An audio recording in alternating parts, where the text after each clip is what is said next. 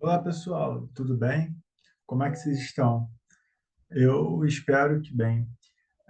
Então, dando continuidade ao nosso curso, hoje a gente vai estar começando a falar um pouco do tratamento farmacológico. Eu dividi essa aula em dois blocos, porque no primeiro bloco a gente vai estar estudando, né, o mecanismo de ação e o porquê da utilização, né, de medicamentos estimulantes, né, para o tratamento do transtorno de abstenção e hiperatividade.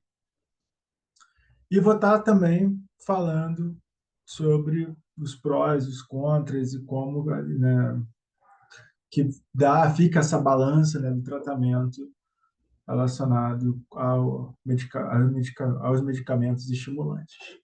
Então, sem mais delongas, vamos para a nossa aula de hoje.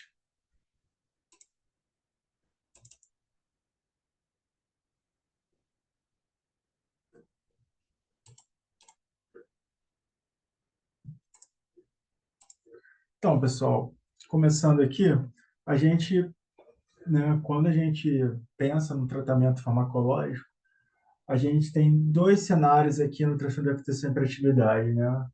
As crianças, adolescentes e os adultos. Então, eles podem ser diagnosticados naqueles manuais de diagnóstico que a gente comentou na nossa aula de diagnóstico. E um caso específico para crianças pré-escolares, a gente vai estar conversando, né, sobre o uso de medicamentos, né, principalmente nas crianças. Então, quando é observado, né, sintomas que consiga ser, né, primeiramente tratados com uma abordagem não farmacológica, é o indicado. E eu vou estar mostrando para vocês o porquê, né, principalmente relacionados a efeitos colaterais e o uso a longo prazo, que a gente ainda não sabe, né? Está começando a sair agora alguns trabalhos tentando avaliar isso. Então, é importante dizer aqui, né, que quando há presença de comorbidades, né, algumas daquelas comorbidades que a gente comentou, é importante tratar a comorbidade, ok? Então, há sempre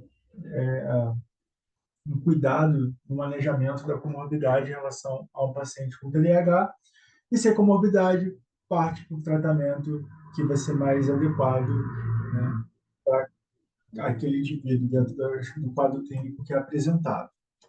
Então, esse aqui é repetido da aula anterior, e a gente tem que lembrar, né, sempre quando a gente pensa no tratamento farmacológico do transtorno de afetação e hiperatividade, a gente sempre está pensando que, basicamente, eles têm como objetivo estarem regulando os níveis no sistema nervoso central, principalmente naquele circuito que eu mostrei para vocês, né?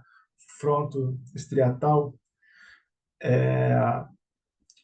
os níveis desses dois neurotransmissores, né? A dopamina e a noradrenalina.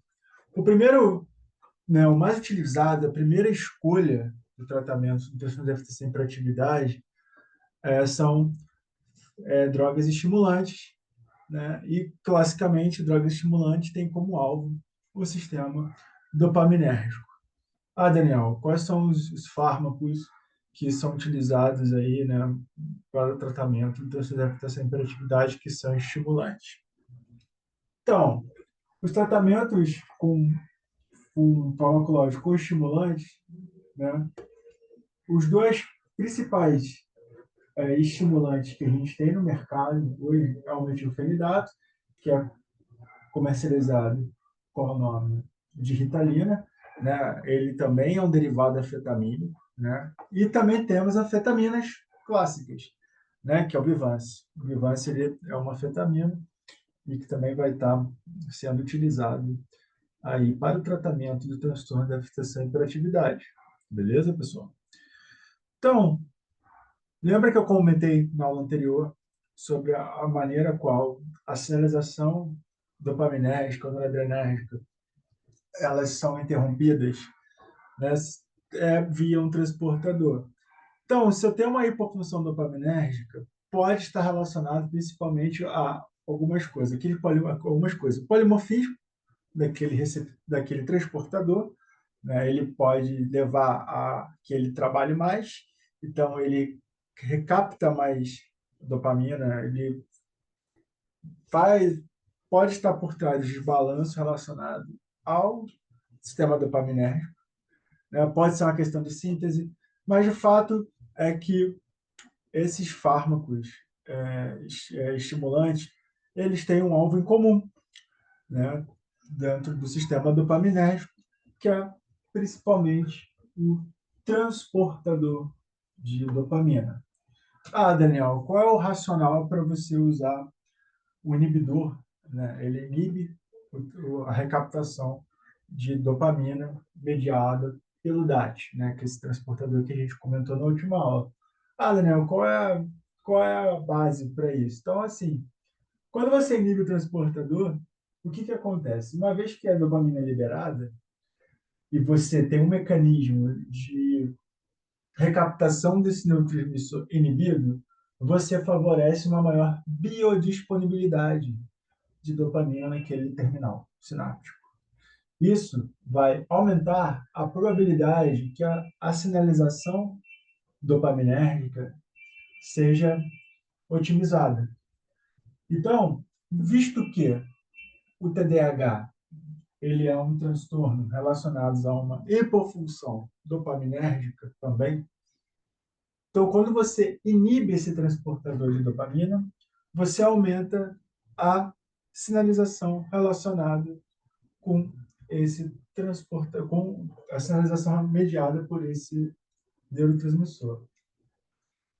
No entanto, né, é importante levar em conta que esses fármacos eles têm diversos efeitos colaterais, né? O Vyvanse também tem.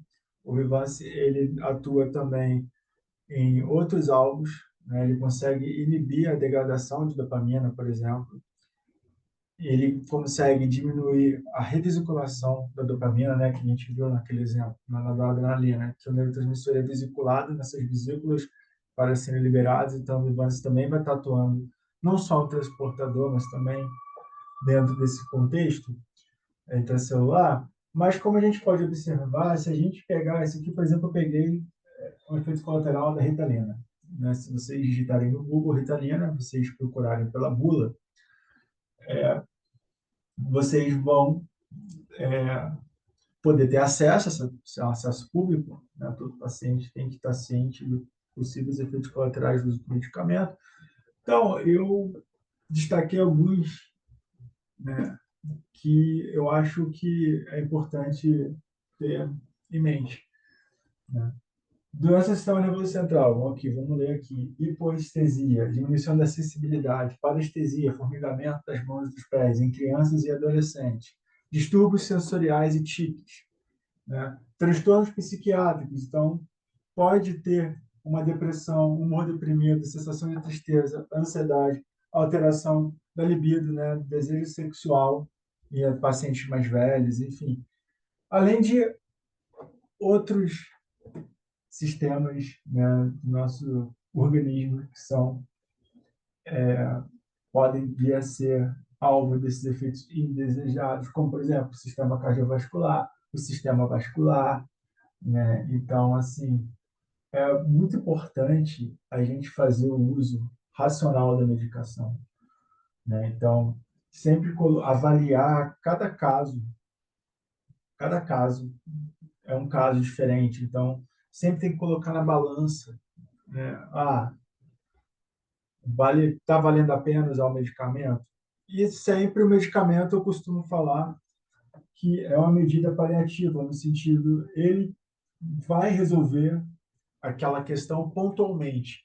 Mas se a gente pensa que o indivíduo ele tem uma probabilidade muito grande de carregar essas características comportamentais ao longo da vida, mesmo, né, com o amadurecimento dele, é importante você ter uma intervenção multidisciplinar e principalmente psicológica, né? Que a psicologia vai ter como, né, dependendo da linha teórica, principalmente a TCC, né, que é cognitivo comportamental, até mesmo a comportamental, vão trabalhar, né, em construir ferramentas, né, para que esse indivíduo consiga ter consciência e administrar melhor a sua vida, né? Então, o tratamento farmacológico é um tratamento muito importante também. Há uma resistência muito grande, principalmente dos pais, com o tratamento farmacológico. A gente consegue entender essa resistência, mas é importante a gente ter em mente que essas questões, né, de pôr na balança, né, os prós e os contras, tem que ter sempre muito bem claras e sempre estar avaliando esse paciente, o ajuste de dose é importante, e sempre ficar atento a efeitos colaterais, né? Até na clínica, por exemplo. Né? Você vê que seu paciente mudou muito depois, né, de uma forma negativa, você conhecendo esses efeitos colaterais, você consegue observar um efeito colateral e, por né, estar trabalhando uma equipe multidisciplinar, pode vir a ser importante fazer esse reporte ao médico para poder fazer o ajuste da dose ou até mesmo a substituição da medicação. Então, é muito importante a gente ter o conhecimento do farmacológico e também dos efeitos colaterais principais, né, relacionados com o paciente, principalmente na saúde mental, né, esses efeitos colaterais que vão atuar, né, a nível central e psiquiátricos. Então, era isso que eu queria falar com vocês. Vejo vocês na próxima aula, onde a gente vai estar falando das abordagens não farmacológicas e não estimulantes. Obrigado, pessoal.